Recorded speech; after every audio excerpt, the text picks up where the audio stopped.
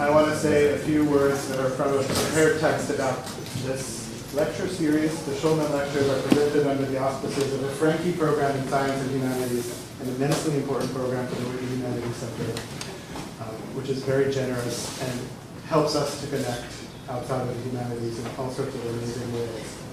It's made possible by the generosity of Richard and Barbara Franke. This series is named after Robert Schulman, Sterling Professor Emeritus of Chemistry, Molecular Biophysics, and Biochemistry, and Senior Research Scientist in Diagnostic Radiology. I'm not going to embarrass him by forcing you to applaud for him, although he deserves it. We could maybe include him in the applause when the talk is done. He was a founding fellow of the Whitney and an unwavering supporter of the integration of science and humanities, which these lectures really show. I want to thank Gary Tomlinson for inviting me to give this seminar and to invite these marvelous speakers, to Norma Thompson, the U.S. of Humanities, to Mark Bauer, Sandra Mullen Bowles, and to Anna Albert, who's our assistant, for making all this possible. And I also want to welcome the students, as I always do. These talks go with a seminar, and the students have been absolutely amazing thinking about what it means to report on non-human worlds as if there were worlds, as if there was something called the human, as if we could imagine making reports from them. And we had an incredibly lively discussion today with Claire Colebrook, who's our guest tonight, in which we interrogated her and pushed her, and she was gracious enough to push back in all the right places. I want to mention, before I introduce our speaker, that on November 13th, Manuel de Landa is going to be speaking on philosophical chemistry. This was a talk that was postponed from a previous date because he had the flu, and if the molecules that have affected him in the past don't affect him in the future, he'll be talking about the point of view of molecules.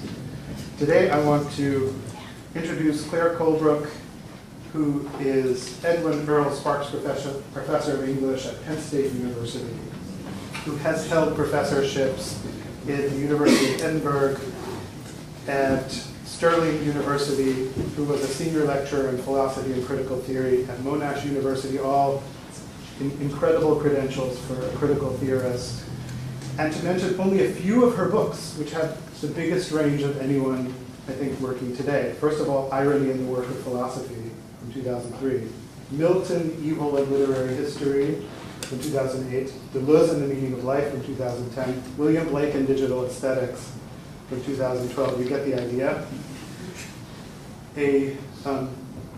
What do you call it when it's not a trilogy, but a duology of books called Essays on Extinction, the first Death of the Posthuman, the second Sex After Life, and now a book that she's working on called Fragility, Species, Planet, Archive. There are numerous edited collections, some of which she's done on her own, some of which she's done with other people.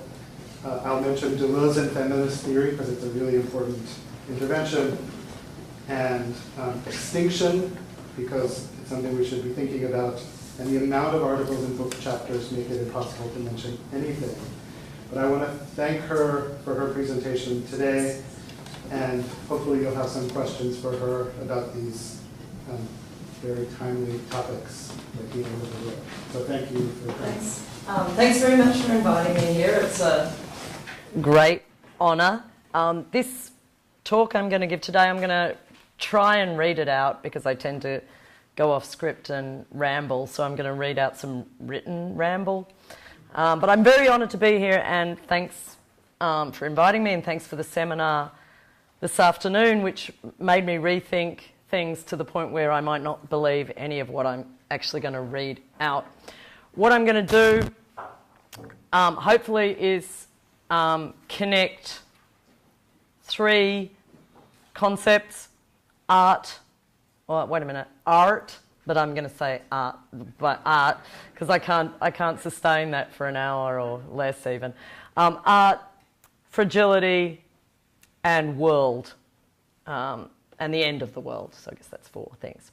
So there are three ways we might think about the end of the world.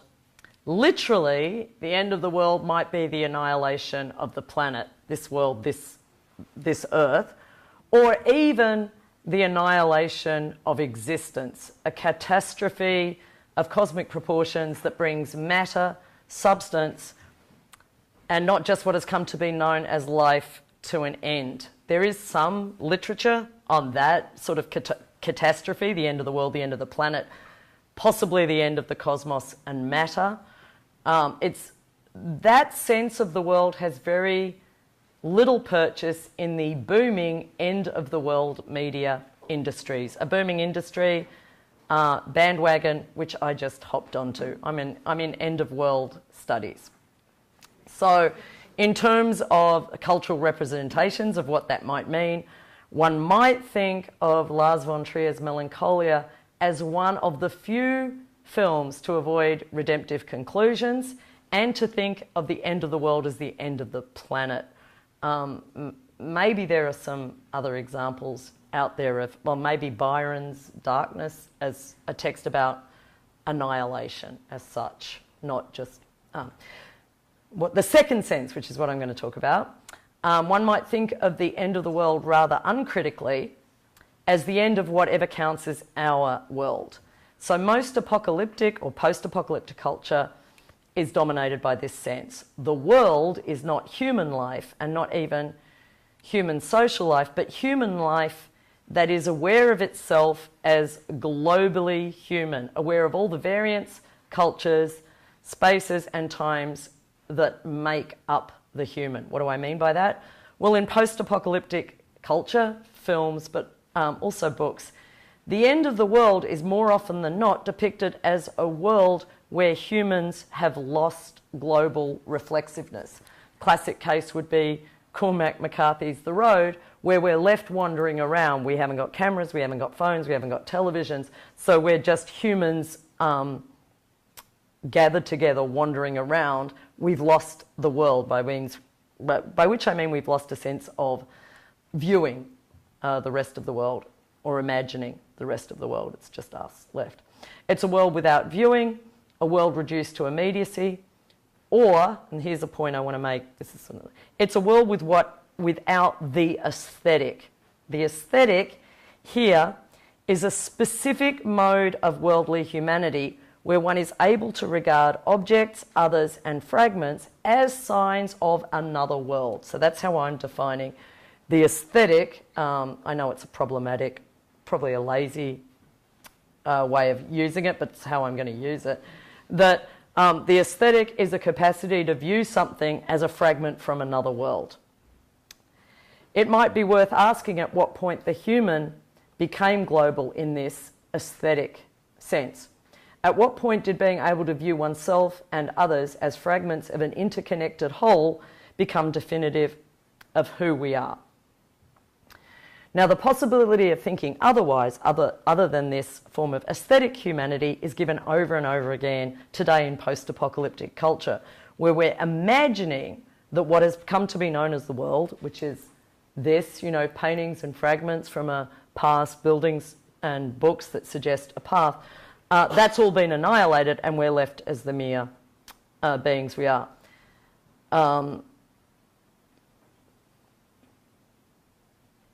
So typically, post-apocalyptic culture represents the end of the world as the end of the aesthetic. That's one of my claims.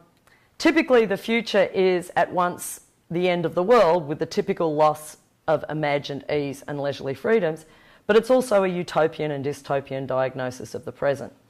The threat of climate change, which is played out over and over again in contemporary culture, mainly cinema but also literature, exposes us to a state of emergency where, whether we're slave-like replicants or not, the fragility of existence will threaten everything that we deem to be human.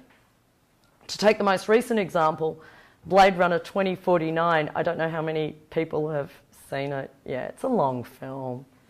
And I'm one of the idiots that didn't go and see it in 3D because I went to the wrong cinema. Blade Runner 2049 imagines the future to be one in which we have been saved by synthetic farming methods, but where that technology of redemption has also enabled corporate control and exposed us to subjection to those that hold the power of living on. I see that as a typical post-apocalyptic motif where the fragility of our own existence enables something like a state of emergency to seize hold of power and then preclude us from being properly human. By being properly human, I mean being capable of the aesthetic, being not subjected to mere life.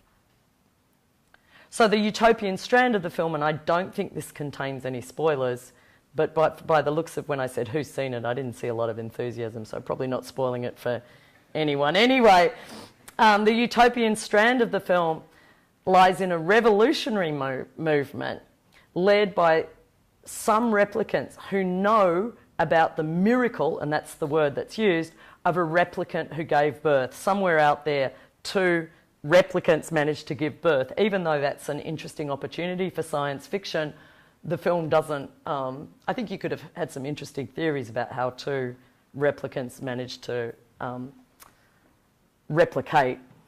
But no, they didn't go there. They didn't go there. So what is essentially human, the capacity to generate life, is at once no longer solely human, and yet it's this very capacity of birth and creation that holds the promise to futurity in the film. So the film ends, as post-apocalyptic films often do, including the film of Cormac McCarthy's wrote, with a child who is not the humanity of the present, but who will be the humanity of the future.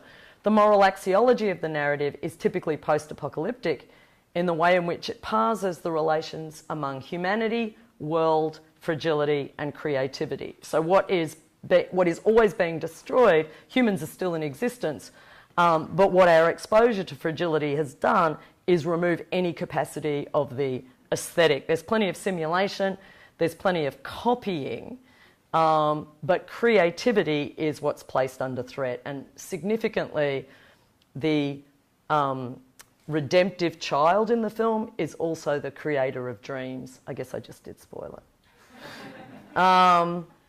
But probably you'll forget that I just said that, almost certainly. So what I'm trying to suggest is there's a narrative arc to post-apocalyptic culture, which is very, very common, in which humanity as it has been has destroyed the world, but humanity as it really is emerges at the end to save the world. And humanity as it really is not corporate world enslaving humanity, but this creative, futural, and what I will call aesthetic humanity comes to save the art will save the day. Right? We're liberated from mere existence. One way of reading the present would be to see where we are as poised on the brink of fragility. That's one way of reading the present. I think it's the way of reading the present, but one way of reading the present would be to see where we are as poised on the brink of fragility. And we might capture this present by way of the phrase, too big to fail. Humanity is too big to fail. Life in general is a process of coming into being and passing away, emergence and extinction, existence and non-existence. We all know that. Any of us who did grade 1 primary school science know things come into being, they live, they die, right? But to say humanity will just come and go and die, come on, that's not serious. You know, we're too big to fail. We don't just come into being and pass away. What happens if we start to think about the end of all relation to coming into being and passing away? That would seem to amount to the end of the world, and that is unthinkable. The world, in the sense of a global awareness of becoming, is something so encompassing that it simply must be. Its non-being is unthinkable or too big to fail. And so I think one of the performative effects of post-apocalyptic culture, however bleak we feel about humanity, however worthless we might feel about human history, all you have to do is pose a threat to it in a disaster epic, and suddenly there's this, I know humans are bad, but we're not that bad, and you save us at the end in some other redeemed form. So if there was simply existence, simply stuff or matter that did not know itself as matter or did not take up a relation to itself, then that seems clearly not as worthy of life as life that knows itself to be. So life comes into being and passes away, but the wonderful thing about human life, supposedly, is it knows itself to be coming into being and passing away. So zombies, for example, and I know too much is said about zombies, and I'm just going to add to the too many sentences that have been uttered about zombies. But zombies, for example, are the end of the world in so many ways, just simply because they perceive, they live, but they don't know that they perceive or live. So in many ways, we appear to be on the brink of the end of the world. But what makes us too big to fail, such that our end would not be a minor event, but the event, such that the end of our world would be the end of the world, is the way in which we have constructed ourselves around non-failure. So we're too big to fail. Not just too big to fail because we're too important, but that our failure would be the end of all narratives of progress, failure and success. So when we talk of human rights, human dignities, basic human conditions and humanity, we do refer to a specific portion of modern, liberal, affluent humanity that established social forms of freedom and autonomy because of manufactured stability. So the creation of a humanity that is too big and too important to fail was the outcome of a long history of manufacturing stability. So we weren't just merely Cormac McCarthy type beings wandering the planet. We were beings with a sense of a world, a sense of futurity, and a sense of a right to be human. Our climate, our world, our sense of self was possible only by way of a series of industries that outsourced fragility. So what came to feel of itself as human, as global humanity, achieved itself by outsourcing fragility. The history of slavery would be but one example of that outsourcing of fragility, where other humans bore the burden of vulnerability and fragility in order for a stable humanity, the outside of which was unthinkable, to emerge. The only future we can imagine as desirable is one where the entire globe becomes human just like me, where what we have now is sustained and extended, where stability increasingly wins out over fragility, where recognition trumps chaotic dispersal, non-recognition, and the end of the world. So the end of the world, at least as it's been figured so far, has always been the end of this global human relationality. So I take as my classic image of this, Cormac McCarthy's The Road. It's the end of the world. There are still humans. They may be eating each other, but there are still humans.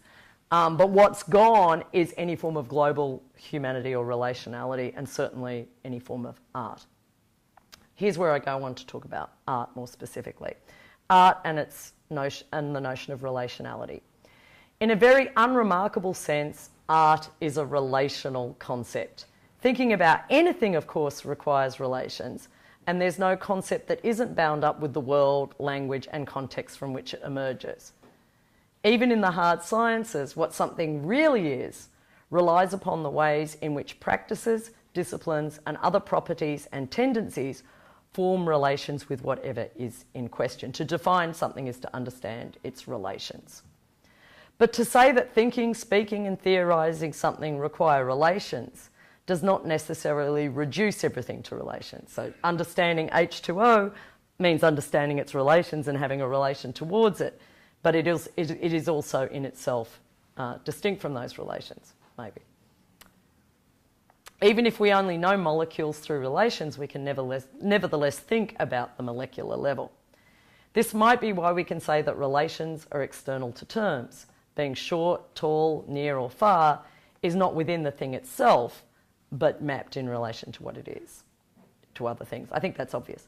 But this is not to say that all we have are relations that generate things. If relations are external, then there are some forces that come into relation. Now, here's my claim. Art has an added dimension of relationality. So it's relationality plus or relationality 2.0 or something. Art has an added dimension of relationality. Just what counts as art depends on context, institutions, cultures, language, taste and history. The very idea of art as such, a separate domain of objects defined by a certain quality, beauty, spirit, genius, sublimity, affect, is almost certainly not universal. I think that's not a controversial claim, that the notion of art is not a universal concept. The very notion of a culture that has art is not a universal concept. were the cave paintings, epics, madrigals, vases, and necklaces that we now view in galleries thought of, created, or experienced as art? I'm going to say no. Right? I'm going to say that things that we now deem to be art because we separate them, look at them as fragments of a past world, were not seen that way. Certainly things like madrigals, stained glass windows did not have that quality in their creation. This is where, in ways that are distinct, art is in direct relation with the end of the world, the end of our world, and what I will call a specifically transcendental fragility.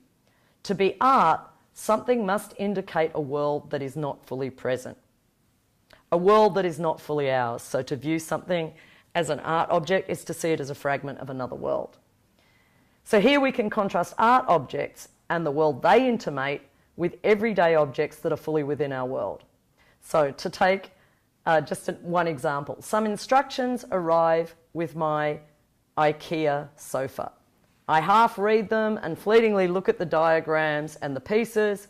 I assemble my Agneta sofa and throw the instructions out with the packaging. In a few years, the sofa has started to deteriorate so badly that it's no longer functional, it's uncomfortable, and the fold-out bed is jammed. So I throw it out. Its life was bound up with its functions. The assembly instructions were both part of its life and part of mine, and my relation to the objects and habits around me. The sofa and its assembly are bound up with what I do, the other objects and beings around me, a culture of domestic leisure, 20th century design, imports, junk, and branding. The instructions are part of the life of the sofa and have no sense or import beyond the life of their fleeting purpose. What would it take to turn that sofa into art? Well, quite a lot, you might say, but one can easily imagine an exhibition of 20th century design where the object is taken out of its world of function, habit, and disposability. That's my argument. Okay. In order to be art, the object must exceed and surpass its own world. Instead of something I throw out, it's something preserved as a sign of another world. So there have been serious challenges to the art world's conception of art, that one I've just outlined, that art is a detached, purposeless object freed from the conditions of emergence. But I want to accept for now that definition because I think it can tell us a lot about the end of the world. My hypothesis is, even though we've all taught students or read essays about how that notion of the detached art object is no longer viable, it's displaced by notions of installation art and 21st century aesthetics, I think it still has an embedded purchase in the attachment to our world. So this is the third part about the end of the world. So we've discussed art, now I'm going on to the end of the world. So there's a current mania for the end of the world, evident in post-apocalyptic cinema, literature and other arts, and also in a series of theoretical and philosophical endeavours, including, and I want to make a lot of this, the Future of Humanity Institute at Oxford University. For those of you who don't know it, there's a Future of Humanity Institute at Oxford University that is tasked with, it has a couple of remits. First task is thinking about global catastrophic risk. And the second is an artificial intelligence project. So that the claim would be, the interrelated claim that's embedded in the remit is first that it's catastrophic to lose a lot of humans, right? That's catastrophic to lose a lot of humans. But it's not an existential catastrophe. An existential catastrophe would be to lose human intelligence. So one of the claims is made that we might think that something, and it is inflammatory, but it's an example that's used, is we might think the Holocaust is absolutely catastrophic, but really, when all's said and done, we do survive. However, losing intelligence, that's a real catastrophe. Now, why I make a lot of this is because there's something about the human, it's called the Future of Humanity Institute, which is defined by not the existence of the number of bodies, but by a capacity to think. And so the artificial intelligence project that is being explored at the Future of Humanity Institute at Oxford University is about saving and developing and arriving at technological maturity of human intelligence. And human intelligence is defined as very narrowly, needless to say. I could talk more about that if you're interested. So it does not take much reflection, I think, to conclude that the end of the world is the end of our world. Right? Disaster scenarios, so from post-apocalyptic culture to rarefied institutes like the Future of Humanity Institute, survival is the survival of a distilled version of what we currently are. So not just as we currently are, because that's not good enough, but the distilled version where we've hived off intelligence and benevolence from the bit that's destroyed us. So disaster scenarios frequently display urban affluence, globally attended by a way of mass media, reduced to the sorts of conditions that most humans have been living in and are still living in, for the sake of this world that is now imagining its end. So we don't need to look at Mad Max Fury Road with its depiction of humanity reduced to resource-depleted hordes tyrannised by squandering despots, or Elysium with half the world's population reduced to indentured labour, or Colony, television series, where life is haunted by the constant surveillance undertaken by invading and appropriating colonisers, to conclude that what we imagine as the end of our world is humanity in general experiencing life in the way that the majority of humans already have. So the condition that Cormac McCarthy figures as the end of the world of mere existence is not an exceptional, horrific future, but the way most humans have lived. I say that quite literally, as in most humans have been tied to mere existence. Such that, and such is the limit of our imagination, that any form of existence other than our own is deemed to be the end of the world. Beyond cinema and literature, there's vast amounts of work on sustainability in the future that assumes that saving the planet requires saving our world. Recycling, buying local, driving a smaller car less often, purchasing carbon offsets, or having fewer children may or may not be noble endeavours, but they all serve to sustain the notion that there is our world and that it must be saved. Indeed, without the idea that this world may fall back into fragility, there would not be and could not be the demand for its continuity. So I see post-apocalyptic culture as having this ongoing performative function of playing out our ends such that we demand our future. So, nothing is more capable of silencing the question of whether and how we ought to live than the continually replayed possibility that we may not live. And this continually replayed scenario of our non-being is not an affirmation of the possibility of our end, so much as continuous insistence that we must not end. The cogito of the 21st century is not, I think, therefore I am, but rather, I am threatened with non-existence, therefore I must continue to be. This is because non-existence or the non-relational is not admissible in our world. And this is because we are the world. We are finally that moment in human and life history that recognises itself as one humanity in variation. To lose a tribe or a people is lamentable, but to lose humanity is catastrophic. So here I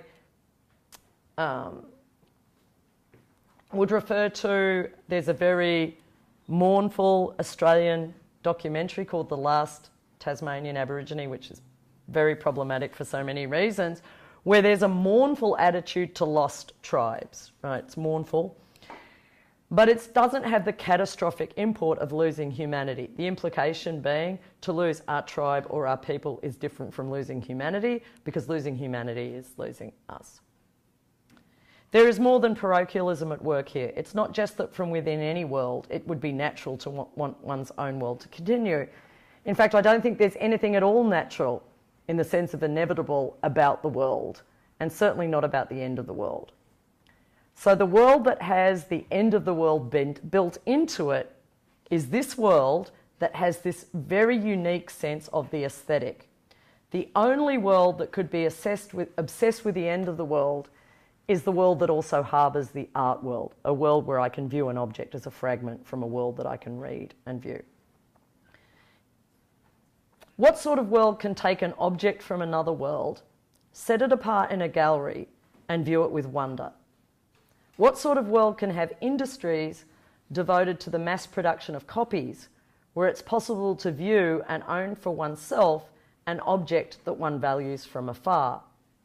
What sort of world teaches global literatures? It's a world that is so bound up with a very specific sense of the world that it relies upon other worlds and therefore cannot imagine anything other than itself. Consider the scenarios through which we imagine the end of the world, ranging from the classic scene in The Planet of the Apes, where Charlton Heston, the first Planet of the Apes, Charlton Heston views a Statue of Liberty that is reduced to so much junk, to the Book of Eli, where there's one remaining copy of the Bible, but unfortunately it's in Braille, to Oblivion, where Tom Cruise holds onto an LP of Whiter Shade of Pale, to Emily St. John Mantle's Station 11, where a wandering troupe continue to perform Shakespeare, and to travel to the Museum of Humanity that once was. These scenes, I want to argue, aren't simply dystopias. They are displacements of things we hold dear, the Statue of Liberty, Shakespeare, a Whiter Shade of Pale, if we do hold that dear. They're displacements of things we hold dear to a world in which they may no longer be recognised as having any value or sense, right? So it's this horrific image that there's a Bible, but it's in Braille and no one wants to read it or can read it. So that's the end of the world. When the philosopher Martin Heidegger said animals were poor in world, he did not deprive them of a world, but set them apart in their poverty. Animals have habits, expectations, memories, and even basic forms of sociality. What they don't have is a capacity for the end of the world, or a capacity for angst, to experience their world as our world, as though all the rhythms and manners that composed its existence might be otherwise.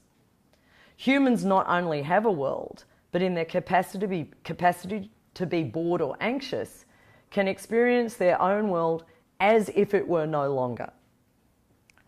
So for Heidegger, one of the ways this worlding of the world could be experienced was through art and through thinking.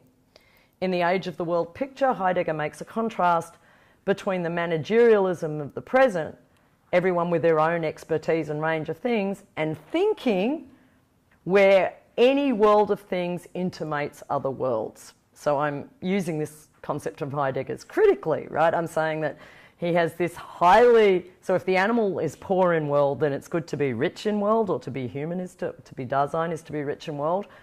Such a world blessed with a sense of itself because of other worlds, is always implicitly the art world. This is to say that the art world is bound up with a self-defining project of humanity that is both colonising and productive of a form of leisured viewing that requires many other labouring and appropriated worlds. More importantly, the world that now plays its own impossible end over and over again is coterminous with an art world attitude. So for all its low culture takeover, post-apocalyptic culture, even films like The Day the Earth Stood Still, The Day After Tomorrow, they're actually obsessed with a really traditional notion of art. That is, without these things that we hold and value and observe from afar, it might as well be the end of the world. In a standard post-apocalyptic narrative, something designated as humanity is threatened, and we know just what this humanity is because of what would remain, mere life, right? So there's always this war in post-apocalyptic culture between humans as they are, with their cultural paraphernalia, and humans as they must not be, humans reduced to mere life. One more example. Chris Nolan's Interstellar, for all its complexity, pits a benighted humanity blessed with imagination and futurity against a merely survivalist bureaucracy. So Interstellar has a managerial human world in which mere survival is the only value, and the hero of the film is Matthew McConaughey, who's an astronaut, right, who risks his life in order to, once more embrace frontier spirit. And he represents sort of imagination and futurity. So the central character, an astronaut, must travel frontier spirit style to save us all. And it's only by being presented as the possible sufferer of loss that the narrative impulse allows this fighting and colonising humanity to be the only humanity of the future. Now, not all post-apocalyptic dramas are interstellar and are often more allegorical about the logic of colonisation.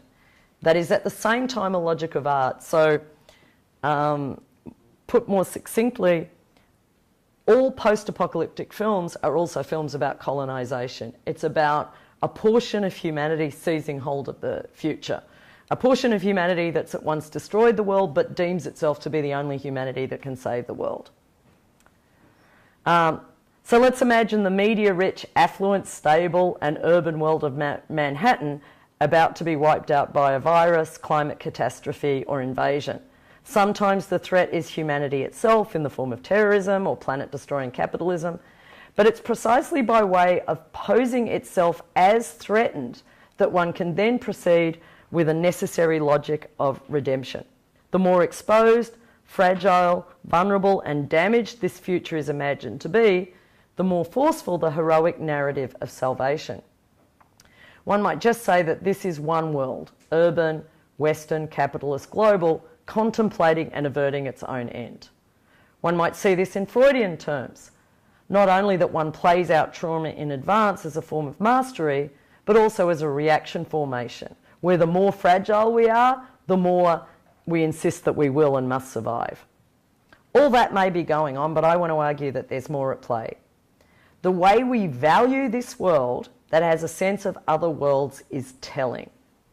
If humans were nothing more than existing here and now, no longer blessed with libraries and an industry of the humanities that can purvey and convey other worlds, they would not be truly human. So I'm speaking as it were here. There's a normative definition of the human that has been tied to unthinkability. If there's no libraries, there's no archive, then there's no world.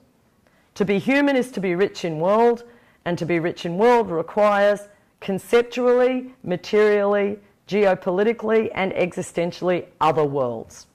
So the end of the world is the end of the human being who's always been able to view and trade in other worlds.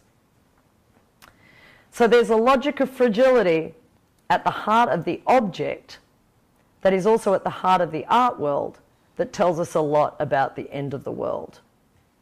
In order for a work to be read, viewed, sold, circulated and saved, it must take on a material form, right? In order for an artwork to survive, it has to be given into some form of body or matter. We can't read something into the future unless it survives even in digital form. It must therefore be detached from its first world, if it ever had one. So what allows the artwork to survive is a materiality that also exposes it to fragility. In order for something to survive, it has to take on a form, but if it takes on that form, it's also exposed to fragility. This doesn't change with digital art. On the contrary, one can imagine a future in which, because of digital technologies, Shakespeare and Goethe still exist, but that very material continuity does not secure survival. So the 2 points I'd want to make in relation to this is the more that we store works, right, the more we have the tendency not to read them. This is supposedly the problem of the internet, right? The more knowledge you have online, the less you actually want to secure it or keep it in an archive. But I also want to make a claim about the distinct relationship between art, science and materiality. See if anyone will harangue me about this. But once it's a genre claim, once a scientific or mathematical truth is articulated, it can survive the destruction of its origin, right?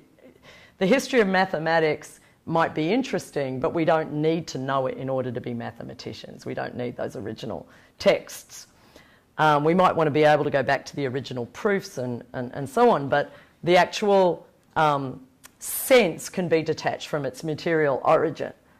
I think it's safe to say that if all the copies of Shakespeare were wiped out, but I could still tell you the story of Hamlet, that we wouldn't say Shakespeare had survived. Oh, it's okay, I can give you a catch-up. I know the story, I know the plot, right? There's something, that's that spectrum between like keeping the original engravings of Blake's poetry to the pure theorems of logic. Obviously, there's a threshold of indifference there, but it's that logic of art that the artwork survives because it's attached to a materiality which also exposes it to decay. But that very material continuity doesn't secure survival, so a lot of post-apocalyptic works show the Statue of Liberty, but no one recognises it's the Statue of Liberty, right? That's the horror that the world exists, but no one knows it's the world. This is my last paragraph, just in case you're flagging. So works, one of the possibilities of the end of the world is that works could exist as so much waste and rubble. So I take as iconic that scene from Planet of the Apes where the Statue of Liberty exists, but no one knows it's the Statue of Liberty, right? That's the end of the world. The world exists, humans exist, but they don't know they're human anymore, right? There's no art, there's no globalism, there's no screens, there's no reading, there's no communication. There's no relationality in any rich sense. We're living from moment to moment, mouthful to mouthful. So works could exist as so much waste and rubble. They are art only in being given a form beyond their world, so that's what makes them art, that they can be detached from their world. But they can only be sustained as art by intimating a world, right? The Statue of Liberty that's strewn on the beach in the Planet of, is that art? You know, the whole point about Duchamp, isn't it, is that art becomes what it is in being detached and viewed.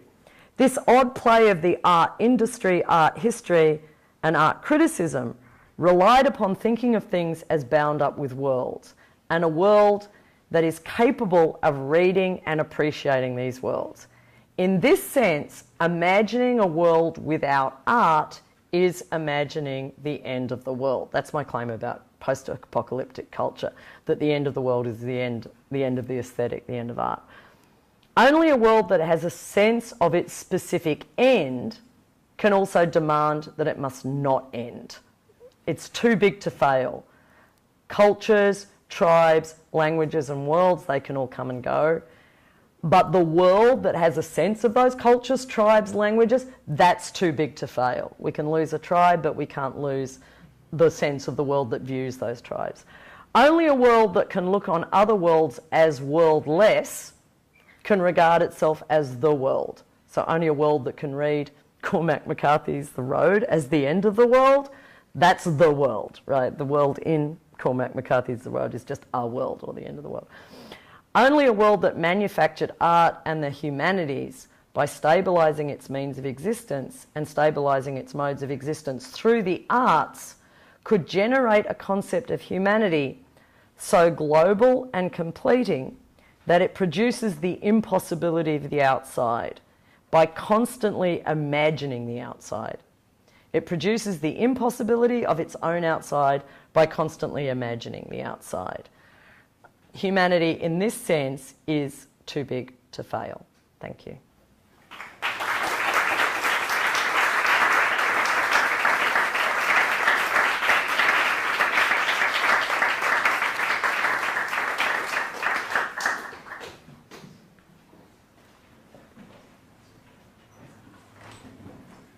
You'll take some questions. I'll let you moderate. Oh, okay. For yourself if you like, or I can moderate. No, that's fine. I'm prepared to moderate if a fight breaks out. Yeah. If a fight breaks out. Is it to moderate? Yeah. Yeah. I'm trying to formulate this into a good, coherent question. But That's always the right. first. So I thank you for the question that I have is when I think of a lot of post-apocalyptic literature or films, there's art often is a living creation, and the human being is God, but also the creator. So in the first Blade Runner, there's the replicants looking to meet God. In the second one, they're slightly different, but they've been brought back, and they are kind of works of art that slave labor. Yes. And then Margaret Atwood's Oryx and Crake, Crake makes this. He blows up the world, but he also creates this group of beings that are his work of art, that his legacy, that live on. How does that fit into this fragmented? Because it comes over and over and over again, these kind of... I'm going to refer to Year of the Flood, just to... and I think if I had to do what literary critics do and then get my theory and say, look, here's a writer that's saying what I'm saying, I would choose Margaret Atwood, because I think there's an ongoing critique in her work of the creation of something that must endure, right? That has the blueprint, the expression and blueprint of the self, right, that must survive. And to give you a concrete example from Year of the Flood, the narrator, I think it's Wren, refers to her friend Amanda, who's an artist, who creates, draws honey on the floor, and then ants. I mean, this is not, clearly I haven't memorised the text, right?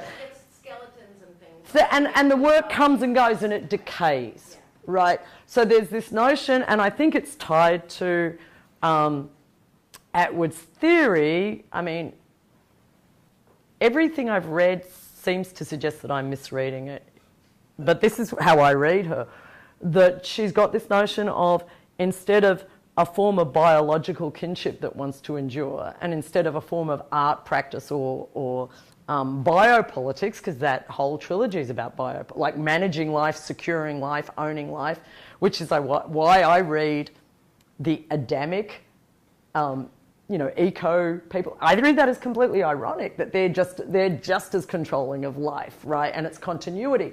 And then she has these fleeting moments of female characters who don't reproduce biologically, but they make friendships, right? So it's a bit Donna Haraway-ish, make, what is it? Kith, not kin. I better not get that the wrong way around. And there's this notion of a creativity that would be fleeting, right?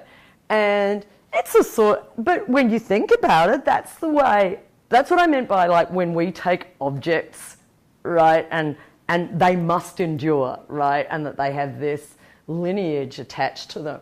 So we could get into a long discussion about what's going on with, like, Blade, but it's the Blade Runner, but it is about the securing of replication, right? It's more about living works of art. Well, and that's it. So I think that I've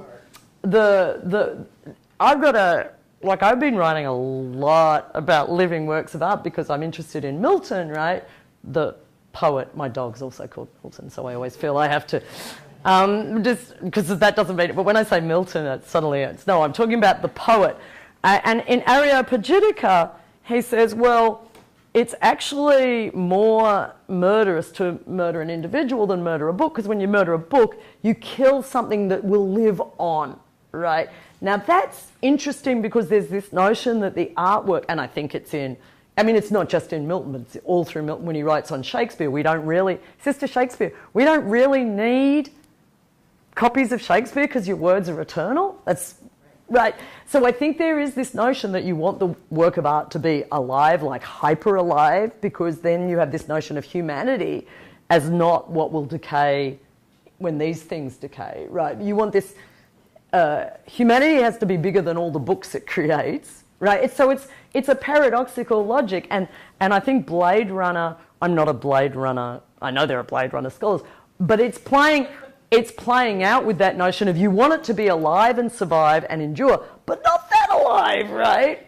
Not so alive that it starts to take over, and that's the problem also people like Milton have with books, right? They want freedom of the press, they want circulation, but Milton also believes, but if you do that enough, ultimately truth will, right? Because it's a life, it's always a proper life, right? I think Milton hadn't read any Baudrillard. He didn't think that the copy of the book that he was going to save was going to mutate into something. Yeah, so I think we want it to be alive, right? But not, but a certain organic life in a well-bounded form, not a viral form of life. Yeah. I have a question about your attitude towards fragility. Yes. I can't figure out. Oh, Because okay. it seems to have the seed of this dialectic of destruction in it. Yeah. If you say we're fragile, then you say we could be destroyed, then you look for props. And so are you saying that we should live in fragility, or we should get rid of that discourse altogether? I think that bit of my ideas, to speak self-importantly, is really quite simple, which is there's been a history of a portion of humanity stabilising itself by outsourcing fragility. That's, I think, uncontroversial, right? So particularly if you, like white Australian, you live in a desert landscape, right? And you've imported European culture there, right? Massively destructive for other humans, right? Then when that culture, when that world begins to decay, right, you've made this absolutely robust, stable world, right, where you think I'm not a climate change denier, right, but you've stabilised the climate. So our notion of climate is actually manufactured. We stabilised it. And we stabilised it by either outsourcing instability, right, or what do you call it when you bet on it? Hedge it into the future, right? You've deferred your instability, right? So the reason why things are volatile now is because we've had stability. And then we imagine that fragility, right, the state of emergency, is an interruption to what is properly human. And I want to reverse that. And I want to say that what we've taken to be properly human, stable, right, is actually always occurred by the things that we are now fearing being manufactured elsewhere. So my take on fragility is because we're so married to robust invulnerability. That's why I use the phrase too big to fail. One can't imagine a human life other than ours as anything other than the end of the world, right? So, yes. Does that maybe make it clear? Yes. Read the book. Yeah. Out by Christmas. Yeah. Big stocking filler. Yeah, go on. I have a question about zombies. Ever since the advent of fast zombies, right? Zombies that can run. Yes. I've seen a lot of zombie fiction. Right. And I think there's something especially unnerving about, zombieism, actual zombies or metaphorical ones, that doesn't just have to do with the annihilation of forms of relationality and capacity to be self-reflexive, etc. It seems like there's something especially freaky about zombies because there are a great deal of qualities that persist, right? Yes. And I was just wondering, if you could just speak more to, I guess, the special charge of these forms of uncanniness. Right. As I find the zombie problem a very simple and unfascinating one. And there's a long sort of philosophical debate in Australian analytic philosophy, right, and it doesn't so much use the zombie, but if I'm having all the perceptions, movements, actions that would count as personhood, right, but I don't have the interiority, am I a person? So, and then, that creates. Now, it seems to me the very fact that we have that as a problem, right, if I look like a person, touch like a person, talk like a person, seem to act like a person, but I'm not, that shows we've got a long history of manufacturing interiority, right? That guarantees and sets apart a type of experience, right? That, I mean, in the seminar we had this afternoon, this is the sort of other end of the spectrum. The amount of literature I've read that celebrates, for example, Buddhism, right? Mindfulness, because instead of me monitoring, you know, I've got to win this tennis match because if I don't win this tennis match, you know, then I'll lose prestige. If I lose prestige, instead of that, this whole notion of just being in the moment, being present, right? If you look at that naive literature on Buddhism, it's actually a sort of valorization of what we imagine zombies to be, right? A pure presentness that doesn't want to, and if there are any Buddhists in the room, I'm not calling you zombies. Or if there are any zombies in the room, I'm not attributing a religion to you that you may not want to buy into. But what I'm saying is there's this sort of thought experiment of mindlessness, right? The horror is the zombie and the lure is the infant or the animal or the Buddhist, right? And so but getting back to, you know, you're right, there's now zombies are chasing you, the running app that you can do. Yeah, I just think that the reason why it's got like a lot of recent purchase is because there's this, there's all these things about zombie capitalism, but we are dealing with, we're here, we're alive, we're humans, but what we've known and valued as human is up for grabs, right? So if we look at the new forms of attention and reading and spectatorship that we're embarking on, those old forms of memory, cognition and archive, right? They're no longer prima facie valuable, right? I think we here in this room, right, would be horrified at a world in which there wasn't books and reading.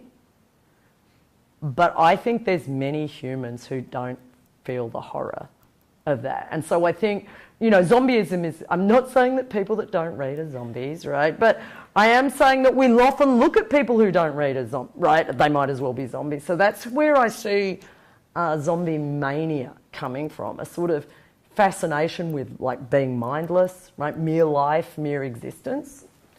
Cormac McCarthy's The Road, they're not zombies, right? But they're as Deleuze would say, becoming zombie, right? They're on their way, right? To lose your humanity is to lose that sense of that richer sense of temporality and futurity. Yes. I was just thinking about the nature of the discourse we're having right now. Yeah. Which is that we are not in the world of the end of the world. We are looking from the outside at that world. Yes. Because if we were in that world, we would be spending our time talking about what the hell to do about it. Yes. And responding and reacting and talking about solutions. And, And so we're sort of like the passengers on the Titanic who can't imagine that their ship could be hit by a... Yes. Can't imagine and yet is continually imagining. Right. So that's why I actually think the end of the world films and literature, a lot of them aren't really about the end of the world, right? They use things like, so take Blade Runner, or they use climate change as the narrative preface, right? The reason why we got to this stage is some corporation managed to synthesize life, right? Managed to synthesize farming methods, right? So it's there as a preface. It's not about the end of the world that we really are facing, right? It's about the end of this, let's call it Western, affluent, liberal, readerly world, right? And so, and I think, you know, then you could diagnose and say that, well, why are we panicking about that when we really should be panicking about the Maldives sinking or Miami sinking, right? But it's what, I think then there's this sort of parochial attachment. that's why I say we're happy to lose a tribe. And when I say that, you know, I don't mean I'm happy to, but we do see people and we lament it, right? But that doesn't have the sort of existential catastrophe. And what we're not worried about losing the human species, right? Because Cormac McCarthy's right, it's still got. But so I think that you're right. We're not. If we really were in the end of the world, we wouldn't be looking at the Statue of Liberty and crying, right? We'd be looking at the planet and, you know, suffering humans and crying. So I think that I guess, you know, one of my shorter claims is that all that end of the world literature is actually, you know, disclosive of what matters or what we've inscribed to matter to us, and it's not human life. Right? And for good or for ill, like I'm attached to the archive, right? Yeah. It's not Puerto Rico. It's so not Puerto Rico, right? It's the archive, and that's why, I mean, to see the end of the world as the end of Manhattan is spectacular. But it's more than that, right? It's yeah. Yeah. Yeah, I hope you'll forgive me for a slightly long-winded question since your talk was so rich. Or long-winded. No, very rich. I was wondering if you might tie together 2 points in your talk. The first was this idea of losing our connection with art. Yeah. Perhaps the sort of loss of the mimetic value and our inability to see ourselves as relating to a past or present through that. A good example also to add to the list is equilibrium. One takes a pill and suddenly we lose the sense of value for art objects in literature. But I was wondering if you could tie that to the point you made about this aimless wandering without a sense of purpose, because a lot of from the road to in which, for example, when they get to the sea, there isn't an understanding, for example, of the Odyssean sense, like we need to cross the sea to return home. Yeah. I was wondering if that sort of art object, that connection, sort of has a kind of nostos, a sort of return home to who we are as humans, given that in other examples too, like Battlestar Galactica, right? Admiral, at the time he was, I guess, Commander Adama has to sort of create this false nostos as a way of giving purpose to an otherwise meaningless sort of existence. Yeah, I mean, you would have to say it has a notion of the art object signifying a lost past world, right? That's how it functions. Again, in Blade Runner, right? There's a little wooden horse that signifies paradise lost, right? And then you have to make the good old Miltonic maneuver that is without a sense of a lost world, right? We don't have who we are. And that's not just Miltonic, that's every disaster epic has to have these bad humans took over, right? The capitalists, the Americans, it has to be some accident that occurred that allowed evil, neoliberal, bio-corporate humanity to take over. But the real humanity is there, because otherwise we can't say, oh, we just want to save the way we are now. That's not going to fly, right? We've messed up the planet. We can't say humanity has a prima facie right to survive. What we can do is have, by way of the lost object, right, the proper humanity that was somehow displaced or pushed away by Satan or capitalism, right? And that lost object is a sign of our proper potentiality. That's as true of Battlestar Galactica as it is of a Gambit. Or Bernard Stiegler, right, whose work I'm editing right now, has, that archive. Without that archive, we're nothing, right? So does that connect the two? I think so. Yeah, I hope so. Yes? I think it's drone operators that are major consumers of mindfulness training. So it's not just zombies, it's soldiers. Right. And I didn't know. I mean, I'm thinking there's a very nice passage in Walter Benjamin's essay on the storyteller, which he talks about Herodotus, you probably know this, in which grief is triggered by arbitrary objects, just because it's so difficult to empathize with such catastrophic things. So it's empathy with the inorganic is easier than empathy with humans. Empathy with animals. Yeah. So I wonder if that's part of it. Huh. Yeah, because I think if we go back to what we want to save, I think this is an answer. What we want to save, even in these very parochial, gung-ho, pro-Manhattan, right, what we want to save is never what we are.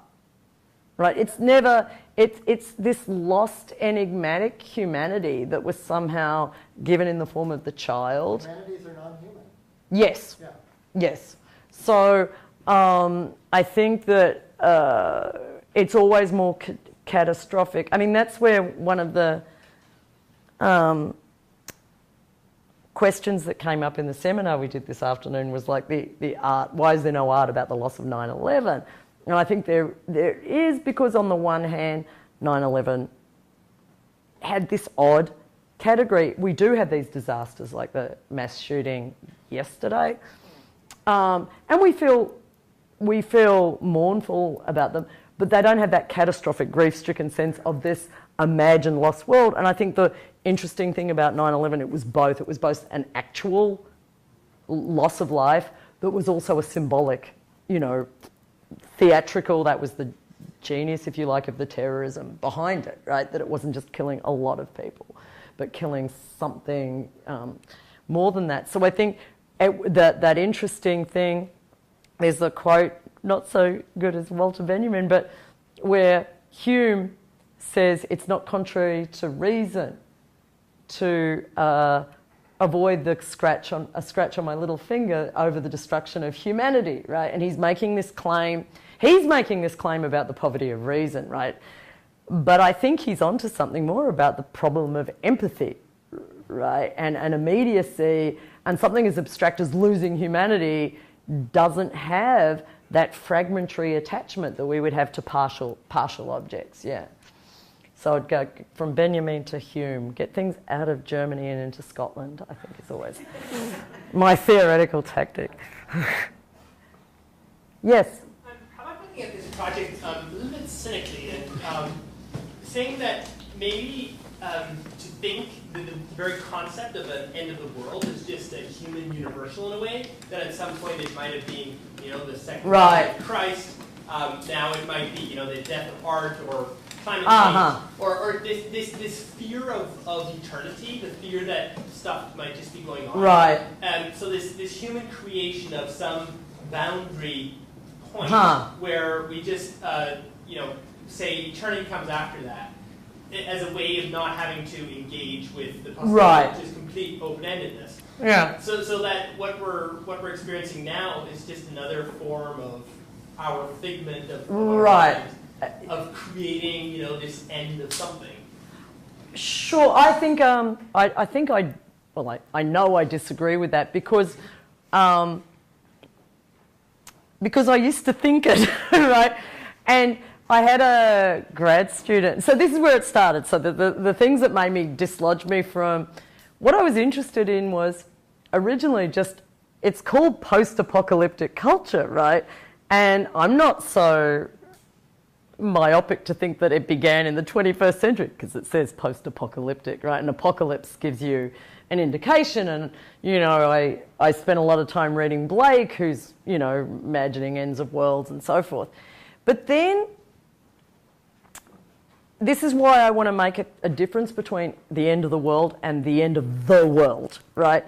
So that what you see, and it came from a graduate student who was a medievalist, and the thing is, because I'm Australian, I've not read any medieval literature, and I know what medievalists do is no matter what you're talking about, they've read something that's like 20 steps ahead of it, and you can't go back and read it because you're not a medievalist, so you have to take their word for it. But my grad student said, well, and this made sense to me. All the time these people were living with a sense of, oh yeah, we might all be wiped out tomorrow, right? It wasn't the end of the world, right? A plague might just wipe us out. And then another friend of mine who was working on Indigenous Australian narratives, they all had narratives of, yeah, there were these people that existed and they don't exist anymore, right? And we might not exist, right? But what I want to draw an essential distinction is between what you're saying, which is yeah, there's often been narratives or thoughts of non-existence, right? The apocalyptic tradition in Christian and beyond Christian thinking. And then this very, very fetishized sense of the end of the world, which isn't as imaginative as Blake, right? Where you get a huge conflagration and some, you know, spectacular revelation that's not a revelation. Instead, you get people wandering around Manhattan that don't have television anymore, right? So that if you look at, and I always get the names of the two, not the day the Earth stood, the day after tomorrow, right, which is the end of the world, set in the New York Public Library. I think that's, yeah, it's not, so the day the Earth stood still is the one with Keanu Reeves as the alien. And that's, the end of the world isn't this, what you're suggesting, humans and their capacity to have these metaphysical imaginings about non-being. I'm with you there, right? This is the opposite of that. This is not, you know, the industry we're in now is actually incapable of imagining what might it be not to be, right? Instead, it's what might it be to live like a lot of humans already live, right? I mean, I think I'm really interested in Cormac McCarthy, like Margaret Atwood, right? Because I think they're both onto the fact that the end of the world already exists. It's just out, we've just pushed it to Mexico. For Cormac McCarthy, it's Mexico, right? And I think his Mexico is not Mexico, but Mexico, right? This invented place where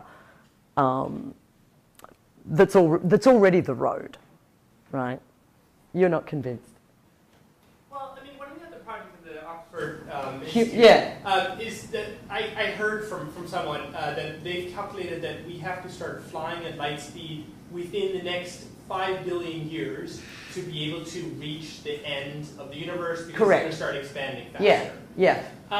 So, I mean, we have a certain view of the world right now, and our world, yeah, maybe is planet Earth.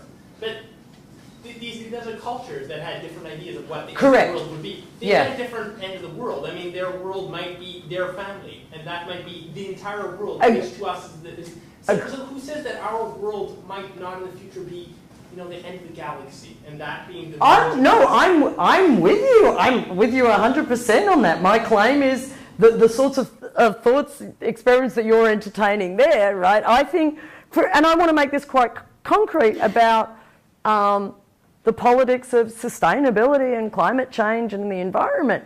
We imagine, right, that either we keep going in some modified version of what we have now or nothing, right? And what I think needs to be done is not look at, let's go back to Cormac McCarthy, not look at Mexico as the end of the world, right? Not look at lives that are other than ours as, well, it might as well be the end of the world, right? That I think there needs to be more of the sort of imaginative leap, right? With this, you know, what other forms of human existence are imaginable? And we don't just say, well, it might as well be the end of the world, right? If there's no TV, I mean, that's a lot of this post-apocalyptic culture is a world that's just no longer urban, affluent Manhattan, right? And I think there might be other forms of existence that are viable. Maybe. From our particular position, not quite in Manhattan. We'll thank Professor Colebrook. Thank you.